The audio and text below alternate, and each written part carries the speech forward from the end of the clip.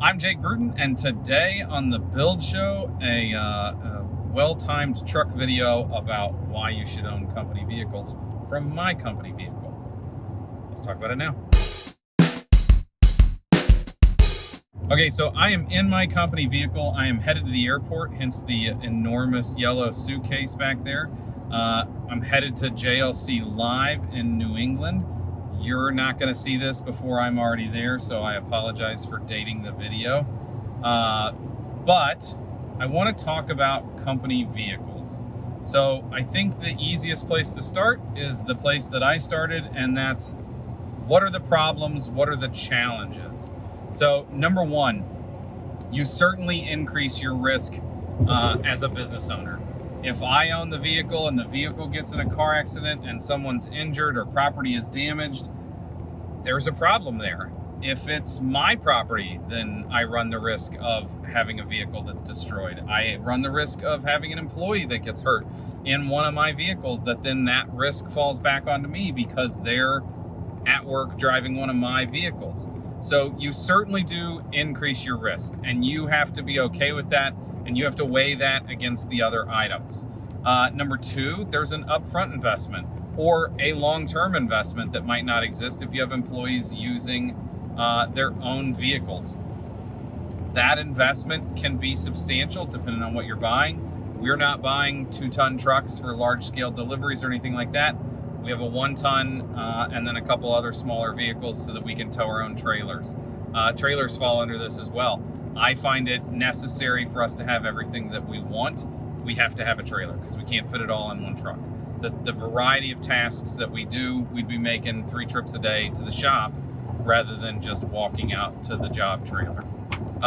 So that upfront investment could be a lump sum in the form of purchasing a big vehicle.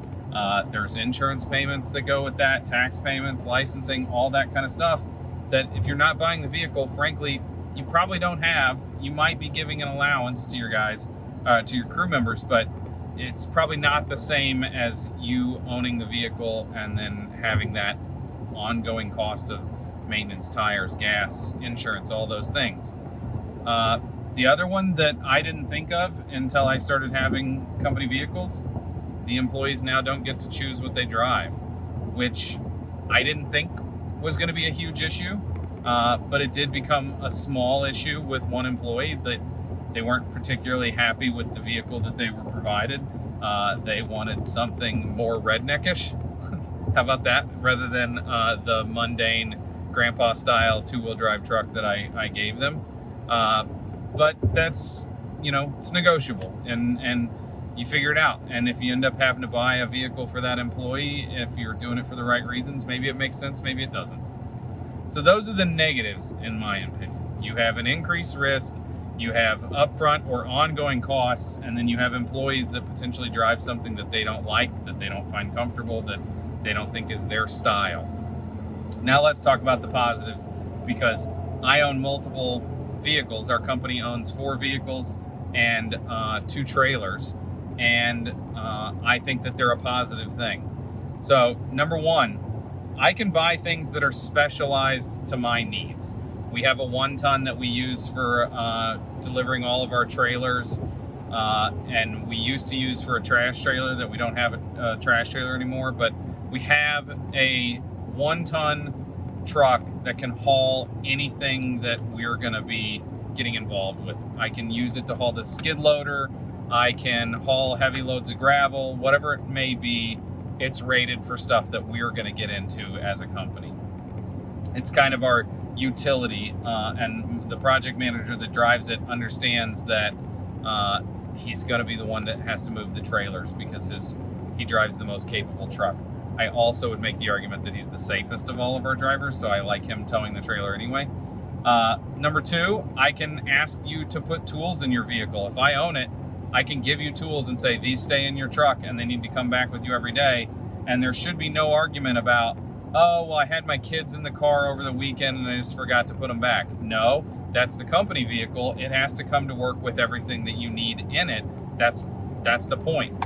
And from the specialty standpoint, we have vehicles that can haul 4x8 sheets of plywood that are covered even. And I can't expect that my employees are going to necessarily drive 8-foot bed pickups with camper shells anymore, because that's not the standard for buying a pickup anyway. So I'm kind of buying a specialized piece of equipment in that sense to begin with. So number one on this is specialized utility for my company. I can get what I need my guys to have and my crews to have. I'm paying for it, so there's no negotiating whether or not we have what we need. Number two, I get to control my image. If you pull up to one of our job sites, there's not a single vehicle that one of my employees that has shown up in that isn't labeled as an Aarow building vehicle and doesn't look newer and clean. And I did say newer, not new. We don't own any new vehicles. I think we own 2013, 16, 17, like nothing's brand new, but still in really good, clean, nice shape. And I can control that image, both on the job site and going down the street. And the going down the street thing is actually number three. It's branding. I don't have stickers on my truck. This truck is new to me in the last couple months, and we just haven't labeled it yet. I'm not sure if we will. I'm not the presence on the job site that I used to be. My crews are the ones that clients are going to see, so I'm not sure if the branding is as important for me. But all the rest of our vehicles are branded. They don't have our phone number on them, though, because when I look at this branding, I don't look at the branding and go, I want somebody that sees us in traffic to call us and go, hey, can you do this for us? I want our name to just be recognized. I want our logo to be recognized. So from a branding aspect, I'm not looking for someone in traffic to call. Most likely the person in traffic is not going to go, hey, there's a company, it's called Aarow Building. I wonder if they would build me a high performance home. So I don't approach it from that standpoint, but I do look at it as branding. Maybe I would say it's branding, not marketing, because I'm not trying to get your attention today. I'm trying to long-term imprint on the psyche of our community in which we work. I'm trying to make it, oh, there's an Aarow building parked out in front of that really nice house that's going up. That's cool. Maybe we should call them. Number 4 on this category is control over insurance. That's the opposite of that increased risk. I have insurance that I know is appropriate for what we do, what we haul, where we're going to be, and the risk associated with it.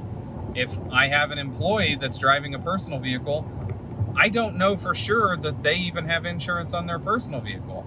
I can assume that they did when they got license plates, but that doesn't mean that it still has insurance. And now I have a vehicle on the job site, somebody that works for me that may or may not be insured, that may be underinsured. If they back into something, are they going to be able to afford to fix it?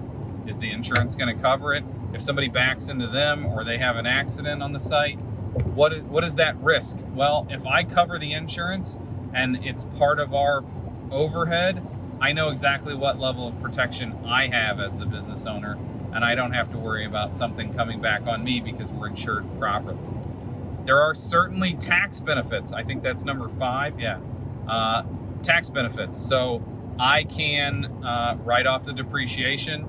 I would say there are tax benefits. Look into this with your tax professional. Take tax advice from them, not from me.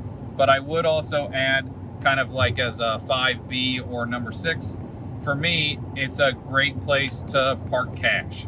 If at the end of the year I have profits left over and I am thinking about buying a new truck anyway, I can go ahead and spend it before the end of the year and not have to pay taxes on that amount. Or it might drive a decision-making process with our tax burden because, hey, it makes sense for us to go ahead and do this and go ahead and replace that truck 6 months earlier than what we thought, so that it's not sitting as profit on our books for the end of the year.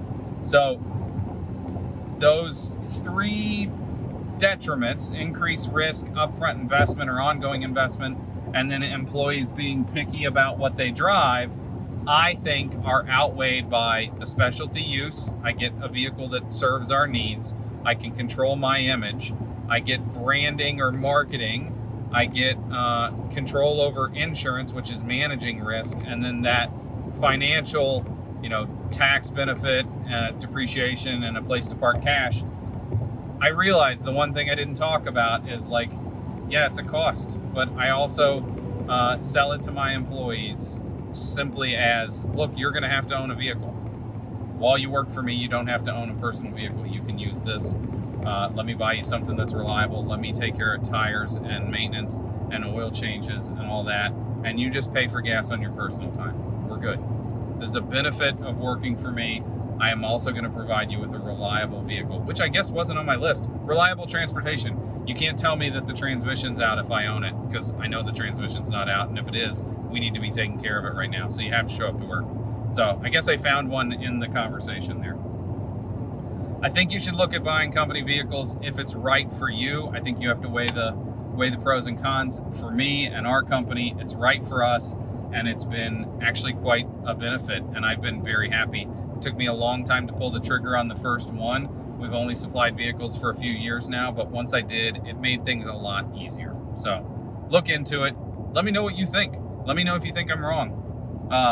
Don't forget to like and subscribe. Don't forget to sign up for the newsletter. There's 2 newsletters every week letting you know all the great content from everybody on the Build Show Network. I'm really happy that they still allow me to be involved. I learn a lot from everybody on the channel, and I'm really happy with what we're putting out and the experience that this has brought for us. Don't forget to follow me on Instagram, and don't forget to check out the Unbuild It podcast. Till next time, from the work truck with the suitcase headed to JLC Live, have a good day.